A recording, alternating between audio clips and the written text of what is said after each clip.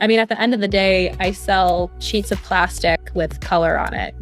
Anyone can do that. But the hard part is not the manufacturing. It's a little bit the designs, but it's everything else that comes with creating the brand. It's the community. It's the extra details in the packaging. It's all of the events we do, all of the individual relationships with our customers and with our influencers. And that's what makes a brand, not the physical product.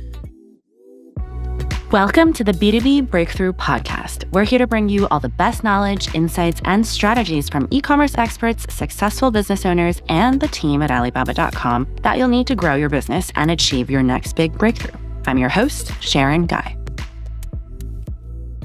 Our guest today is Jules, the visionary founder of Deco Beauty, a brand that has revolutionized the beauty industry with its unique and creative nail art stickers. With an acute eye for design and a passion for the nail polish market, Jules has steered her company from a budding startup to a beloved brand featured in major retailers like Urban Outfitters. Beyond creating aesthetically pleasing products, she is on a mission to build a community around the love of nail art, making manicures fun and accessible to all. Welcome, Jules.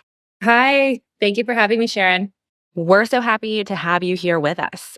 So to start off, for those listeners who don't know about your brand or your product that well yet, can you just share more about what the company is about and what is the product that you have built up over the years?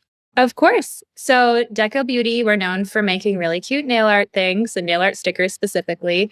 We started in nail polish. This was back in 2016. Always loved pretty packaging, and I wanted to create a product that was really gift friendly and just beautiful and something that you didn't feel like you had to put away. And over the last few years, the brand got into nail art stickers. And once we launched it, it was apparent that it was very special and unique in the space. And we've pivoted to focus on the stickers now. So now, even though we still have a full nail color and care line, that's our secondary product. And our focus and our hero product are all of our different nail art sticker styles. When you first launched, you said that the stickers instantly took off.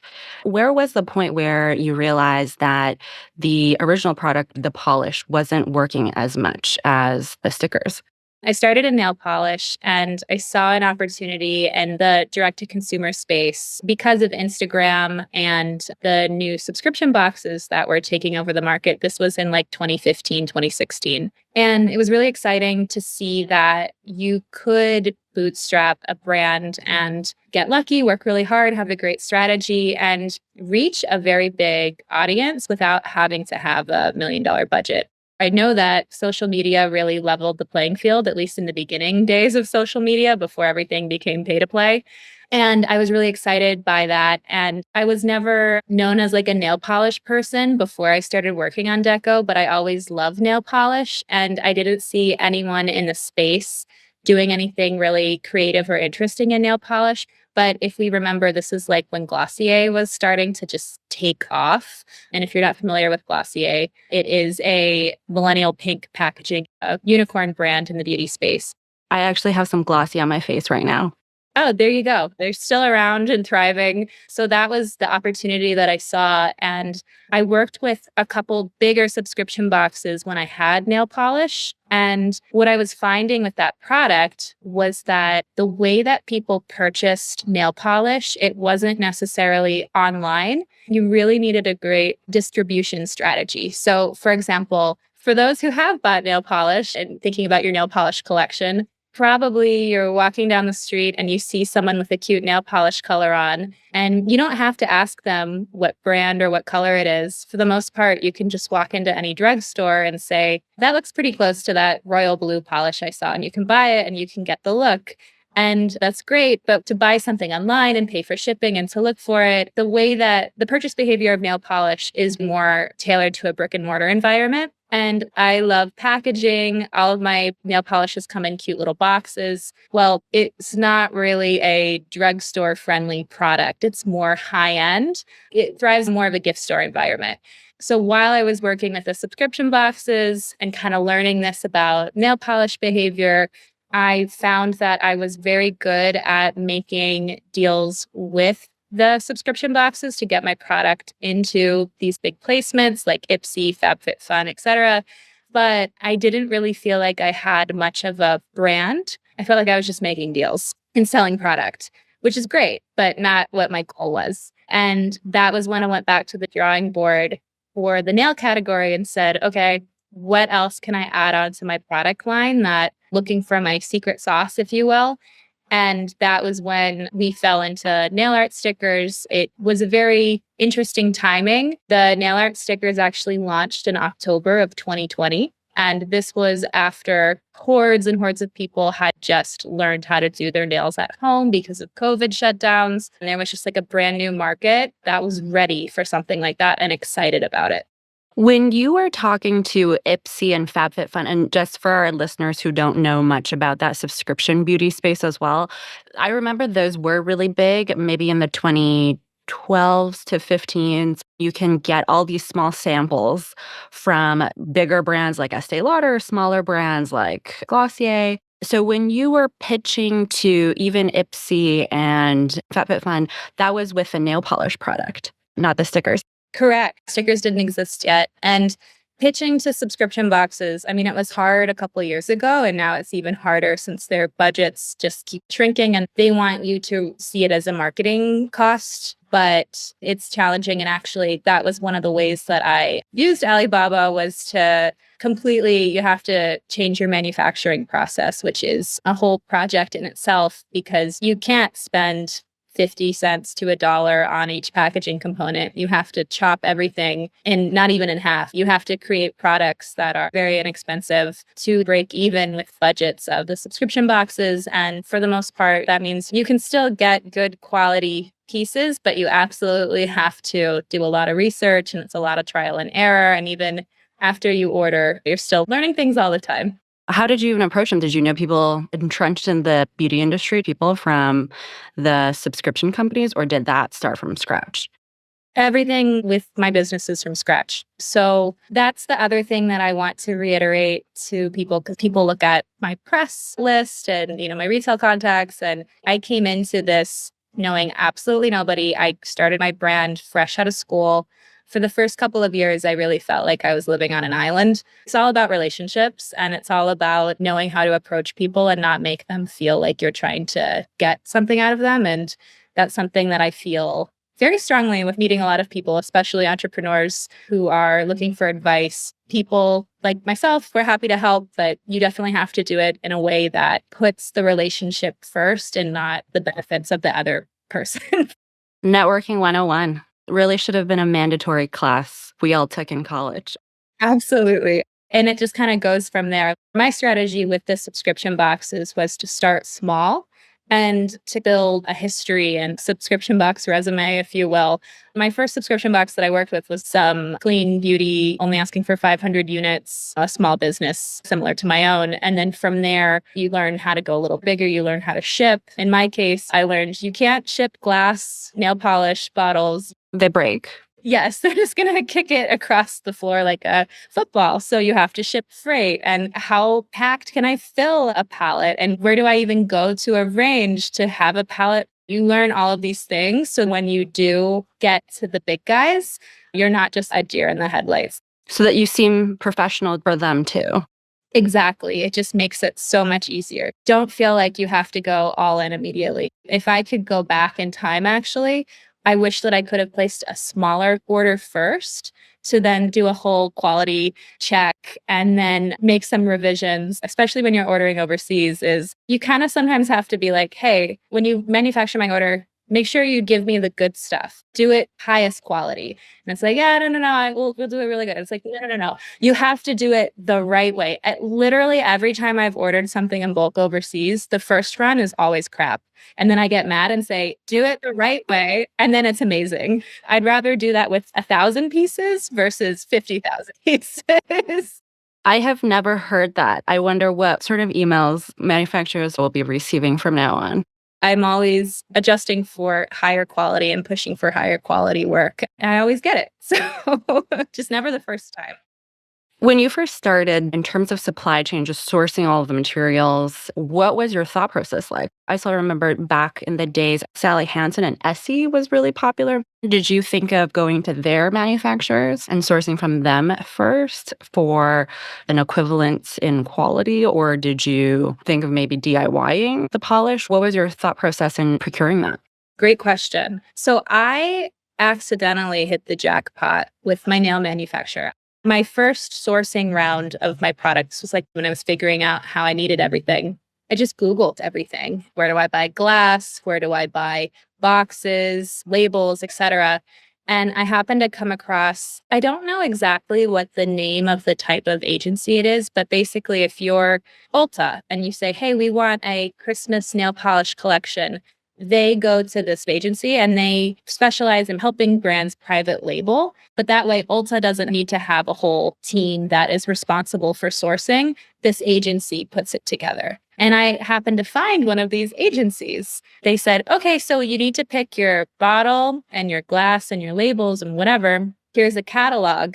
And then I would Google the keywords and say, oh, hey, I already picked it through another brand and I ordered it. Oh, okay, well, I guess you don't need us for that. They gave you the steps. You took their advertising, which is their brochure, and then you said, this is going to be my SOP from now on, and just follow these steps.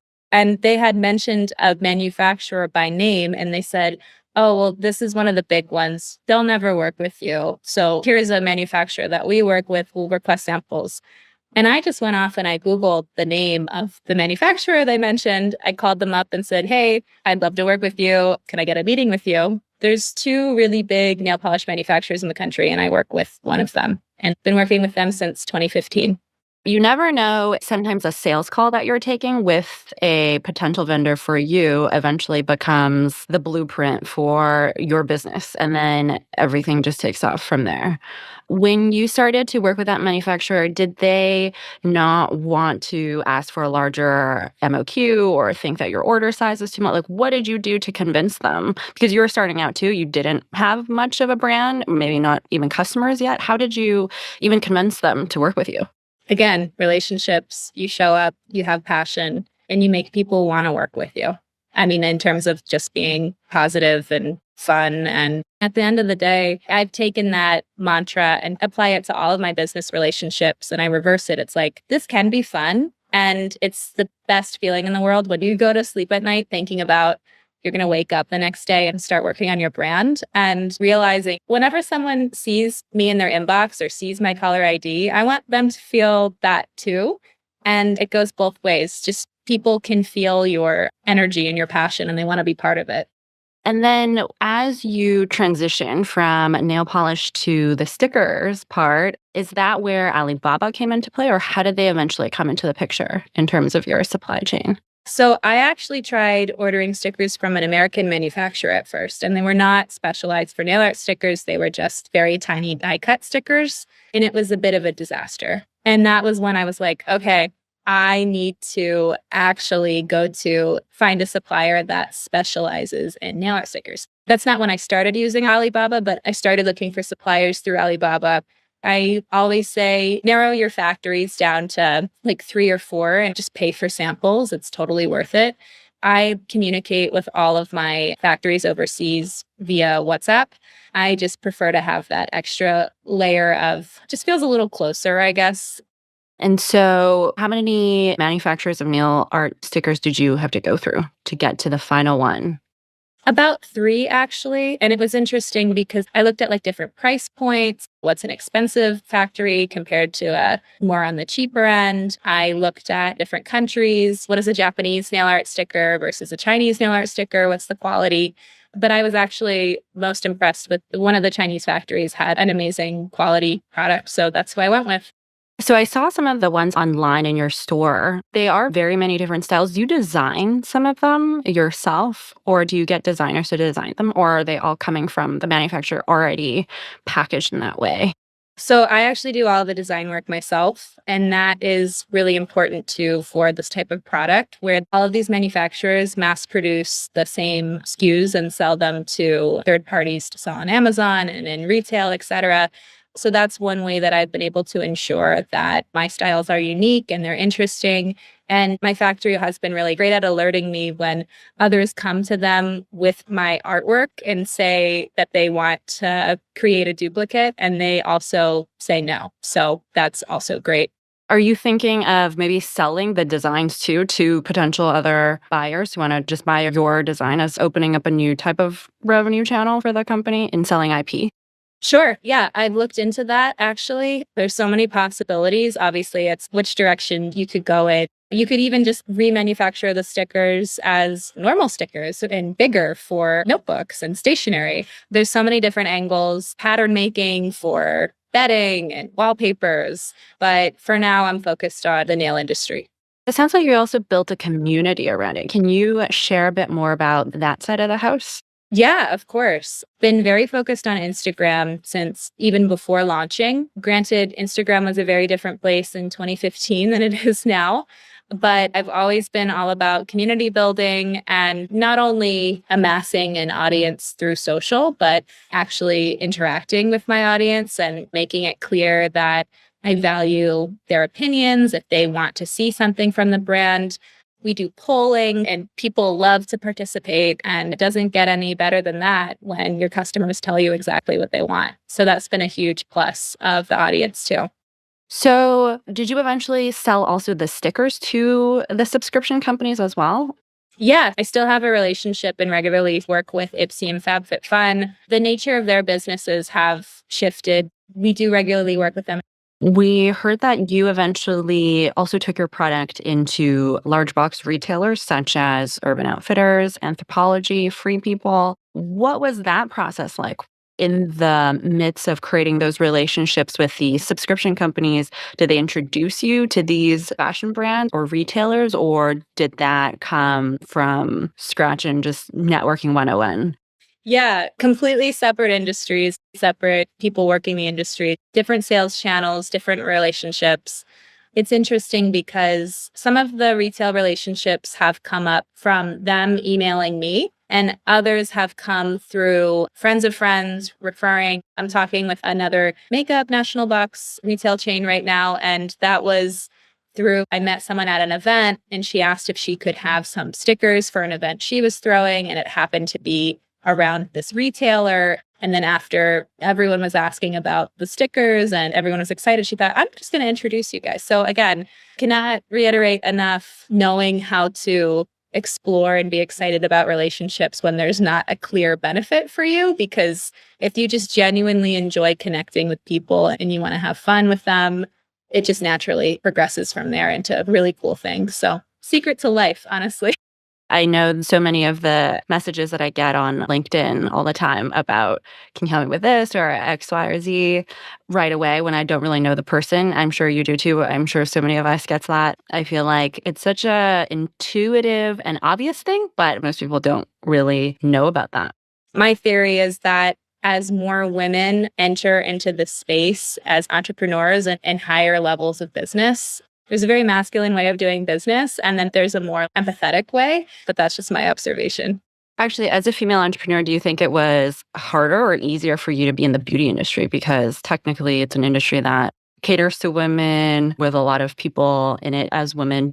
In the beginning, I think definitely the industry was 50-50. Now, events around beauty, it's all women. It feels very safe. It's very fun. There's no tech bros. It's a new time for sure for business, and especially in beauty and fashion. And I know so many female founders who are starting businesses in all categories: pet, baby, home, tech, even. There's just an explosion of female entrepreneurship that's been happening, and so many resources that come along with that. And 100% the culture around female entrepreneurship is shaping in real time, and it's very different from what was before. I agree. So I used to come from the B2B infrastructure world, and I used to go to a lot of those type of conferences. I don't even think that was even tech bros. It was just a different type of bro. Very buttoned up, right? Yeah. And I think just even in the e-commerce industry, it's a lot more women. The conferences feel definitely a lot safer. There's all different talks about diversity, inclusion, equity. And I think the events have also become very creative. Are there events that you recommend for any aspiring entrepreneurs in that beauty industry to go to? Yeah. So I'm in New York and I love the Female Founder World community. I mean, that's literally what it's called, Female Founder World. The founder of Female Founder World puts on great events and it's just a great community of like minded people. I also will regularly scour Eventbrite with beauty and fashion keywords just to see what's going on. Maybe you'll see a launch event. And even if it's more like B2C, you can still connect with the events team or other consumers. I've made personal friends exploring events by myself, connecting with people over an interest. I mean, I think just being open and being available to meeting with people for coffee, to connect over the phone. I hate the word networking, but what I've found is I love being in New York because there's so many people here. We don't just talk about making plans. If I say I want to get coffee with you, you're going to get an email from me or a text from me a few hours later with me asking like, okay, so Tuesday at 4 o'clock. Yeah, are you free? There's no flakiness. The second that you sense any flakiness, you're like, nope, don't waste my time. Do you think it's a bit different in LA, which is also a pretty big e-commerce hub? I am not familiar with the LA culture at all, but I've heard some comparisons. And I think in New York, it's hard to also have an excuse for flaking or to not be busy because it's like, well, we're all working all the time and you can hop on the subway and you can't say like I was stuck in traffic or anything like. Or it's too far because from point A to point B, everything is like 15 minutes door to door. Exactly. So again, one thing that I take to heart as of a couple of years ago in my business and personal life, people make time for what they want to make time for, even if you are the busiest person in the world, and value, respect other people's time, and also value your own time. Throughout all this brand building and PR building, how did you get into the earned media space? So in terms of press coverage, it really snowballed. In the first couple years of my business, it was abysmal. It was sad how it was just not an interesting product for media. So you would do similar pitches, like figure out which exact online publication you wanted an article in, and you assembled a list and then started pitching them. And then that was unsuccessful at first. Oh yeah, worse than unsuccessful, like soul crushingly unsuccessful, where you spend like a whole day like looking up like, okay, what are the editors writing about? Who's writing about nails or new launches or trends? Talking about, hey, I saw you wrote about best nail colors for fall. Let me introduce you to my brand. Nothing, completely unsuccessful. And I didn't even try anymore. I kind of re-strategized everything. And I thought, okay, when I'm looking at these articles, what are the editors covering? And they're actually including a lot of influencer photos and content. So I actually worked backwards and thought, okay, so instead of trying to contact the editors directly, what I'm going to do is send free product and create relationships with these influencers that these editors clearly like and follow. And my product would start appearing on these beauty influencers. That was kind of how I like to think I kickstarted the media, and it snowballs. So, editors searching for best nail products of 2023, they're going to Google that and they're going to find you through an article from someone else. And then, it gets a little easier as you go more frequently. So that's my advice. Obviously, it doesn't work in every space with every niche, but that was my strategy for getting started again with a different type of strategy versus just cold pitching. So we talk about influencer marketing a lot on this podcast, and I think every single brand has a different approach to it.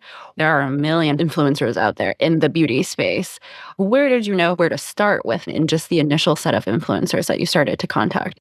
I think the biggest thing is one, their aesthetic and their vibe. You never want to partner with an influencer that doesn't align with your brand values and your look. I mean, those are kind of separate but related things, right?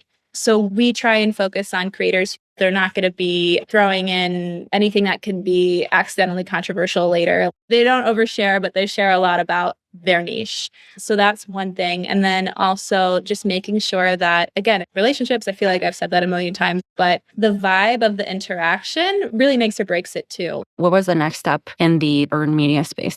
I will say we did recently set up an affiliate marketing link for editors and media so that if you've ever seen an article where it says if you click things, we may earn a commission. We set that up in October, and we do have a couple media hits that use the link.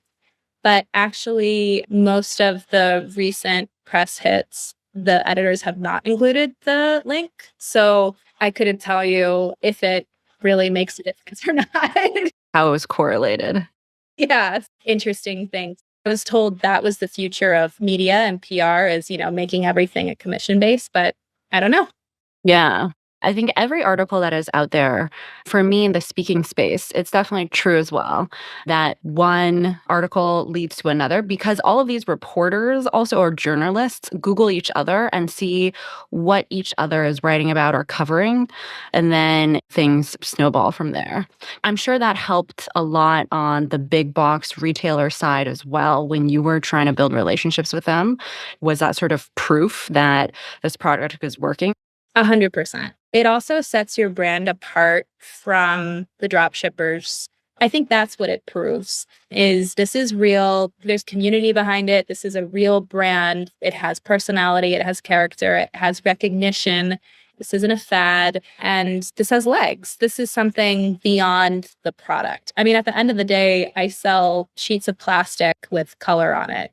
Anyone can do that. But the hard part is not the manufacturing. It's a little bit the designs, but it's everything else that comes with creating the brand. It's the community. It's the extra details in the packaging. It's all of the events we do, all of the individual relationships with our customers and with our influencers. And that's what makes a brand, not the physical product. And once the product was stocked by these retail giants, how did you manage and nurture those relationships? Are there specific strategies you found that's effective in maintaining a positive and mutually beneficial relationship with these retailers? Sure. And to be completely transparent, I'm actively figuring that one out as I go. But my gut is to do more of the same with brand and just continue to build the brand and continue to talk about where you are stocked and make sure everyone knows where they can get your products in person and just keep brand building. It's the harder part of the two parts of this business, but that's also where it can be wildly successful. And that's going to set you apart from anyone else trying to replicate what you're doing in your space too. Do these retailers ever want to fix a part of your product that you then have to adjust for? They've been pretty good with, I haven't asked for any changes. I do have a partner that's asked for me to manufacture a completely different product, but it actually led to a friendship with another brand. Urban wanted me to create temporary tattoos with my designs because they were doing so well in their shop. And I was like, that's great, but I don't make temporary tattoos and I'm not really interested in that. So instead of telling them no or trying to completely pivot my business to accommodate this request, I went out and I found another brand to do a collaboration with the designs. And yeah, it worked out. And now this brand is a good friend of mine too. So yeah, that's how you can handle that. You don't need to completely bend for anything that the retailer wants. You can absolutely push back or rather say, that's a great idea. How about this instead? You seem very deeply focused in that specific product and you're sort of unwavering no matter what the market or your suppliers or your customers are saying, you're going deep into that exact nail space. Is there a larger vision behind that? Yeah, this brand will be the US-based nail art sticker brand, 100%. No one else focuses on nail stickers in the nail space. And there's a huge opportunity for me to just keep thoughtfully building my retail presence. And I see a huge white space. Again, anyone can make stickers, but the brand is the exciting part and also what excites me to keep working on it. So the focus is ultimately what I know is also going to be a huge part of the success story. So stay focused. There's a lot of different things you can do. And losing focus is what is 100% waste money, waste your energy and your time. You got to keep your eye on the prize.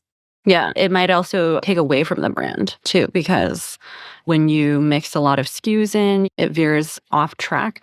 So, some closing questions.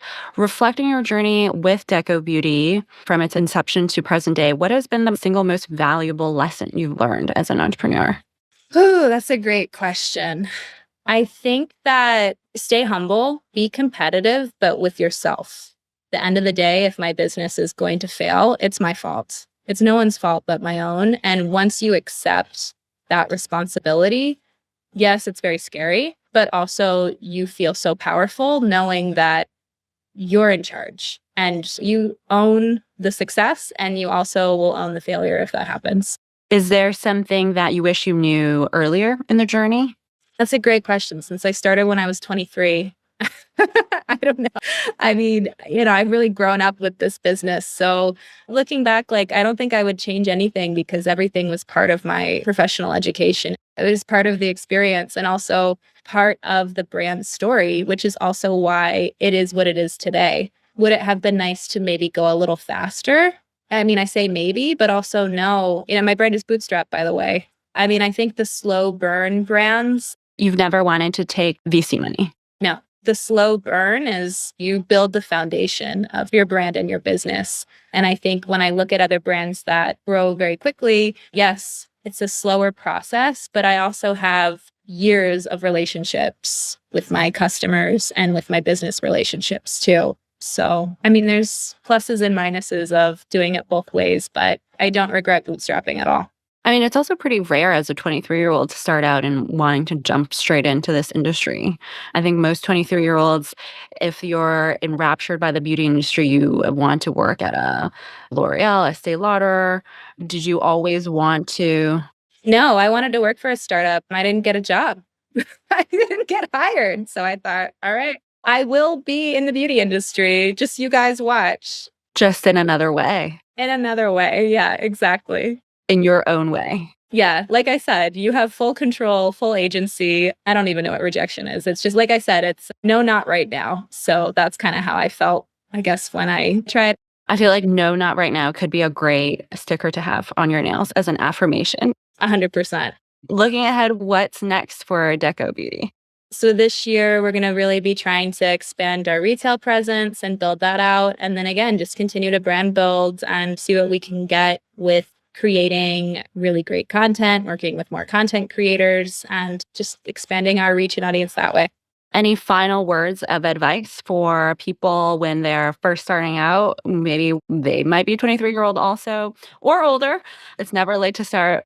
Yeah, again, I mean, thinking of all the way that I operated when I was 23, I don't think I necessarily made mistakes, but I think again, with my initial story of just not knowing how things worked and doing things in a weird way, maybe that's why it worked out. But I think the biggest thing is stay laser focused on your strategy, but then also you have to have a strategy. I think is also important to remember. Launching a brand is really easy. It's not necessarily an easy thing, but compared to what comes after the launch, it's very easy. And there's a playbook for how to do it. Give me that with my logo on it and you've got a product. But the brand part is hard. I guess you would have a brand that doesn't really mean much. Right, exactly. You're not going to go anywhere with that. I think that if you have a plan, no, it's going to change. The plan is fluid, but you have to have a plan because at the end of the day, when you're doing this, you don't have a boss. You're your own boss. No one's telling you what to do. And at least if you know where you're trying to go, you can sort of tailor what you're doing that week in that direction. And that's really helped me, really helped me stay focused and not be discouraged because there's always something that can be done. If you do that, you'll be great. Well, with that, I want to thank you so much for being here with us. B2B Breakthrough is produced by Alibaba.com. To find out how Alibaba.com is empowering its customers with the tools, services, and resources they need to grow their businesses, visit Alibaba.com. And then make sure to search for B2B Breakthrough Podcast on Spotify, Apple Podcasts, or wherever you find your podcasts. Make sure to follow us so you don't miss future episodes. On behalf of the team here at Alibaba.com, thanks for listening.